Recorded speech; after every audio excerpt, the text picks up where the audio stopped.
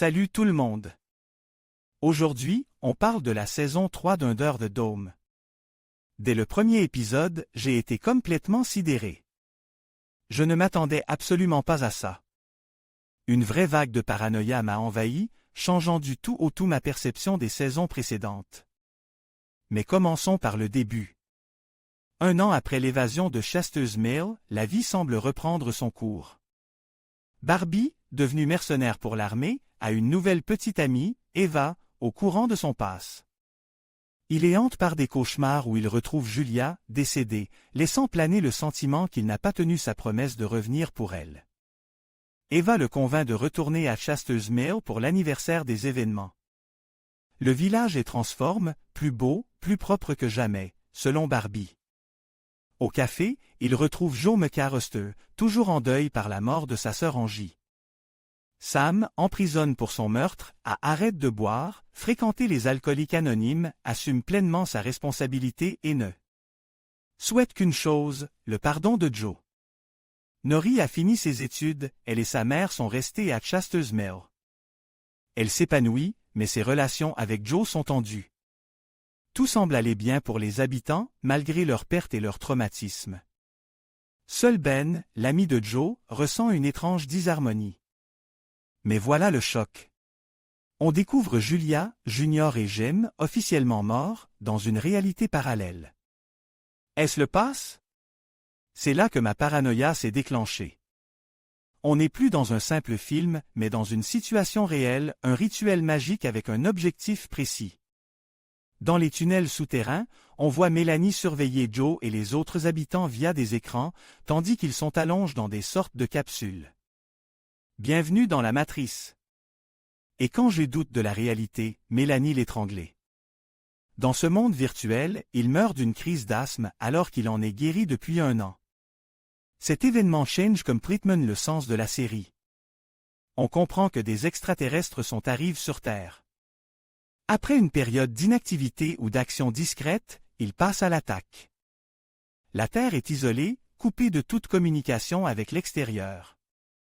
Ils manœuvrent dans l'ombre, tandis que nous subissons les conséquences, surpopulation, changement climatique, pénurie alimentaire.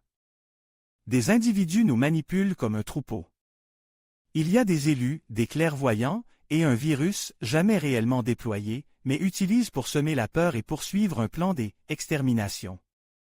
Mélanie, est-elle une reine venue du passe ou d'un autre monde?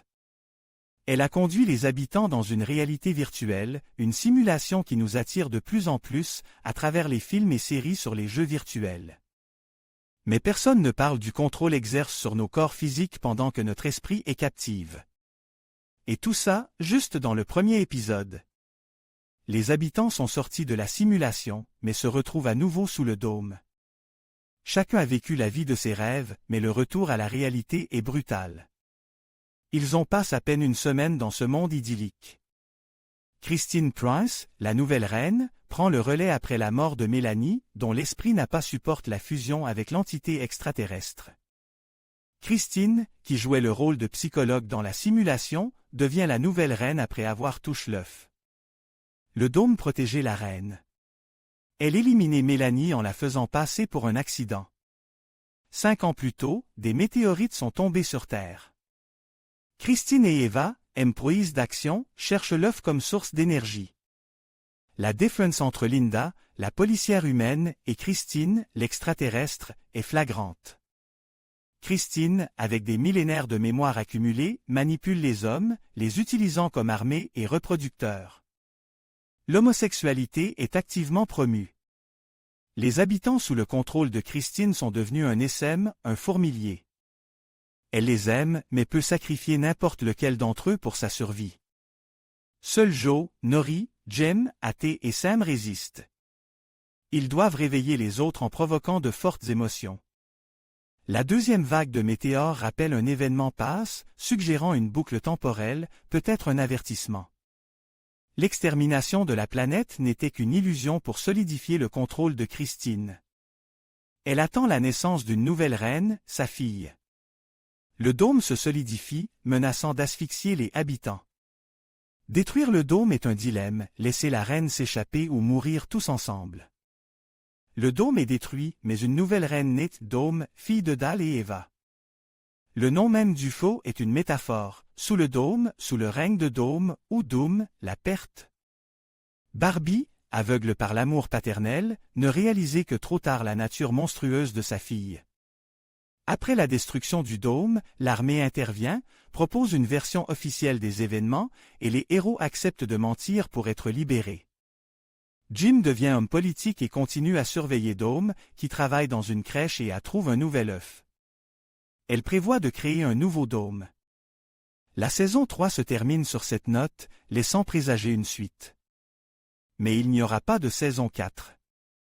Je pense que c'est une manipulation, un rituel magique. Les créateurs ont atteint leur but, créer une nouvelle reine plus puissante. La victoire des humains n'est pas dans leurs intérêts. Après cette saison, j'ai un sentiment d'irréalité. Est-ce notre futur? Trop de similitudes avec d'autres films pour être une simple fiction. L'homme ne crée pas, il matérialise. Under the Dome est bien plus complexe qu'il n'y paraît. Il faut lire le livre pour comprendre. Nous avons validé un programme. Si ça continue, ce genre de scénario pourrait devenir réalité. Je préfère rester une petite individualité qu'une fourmi dans une société contrôlée. Regardez les films de manière critique. À bientôt.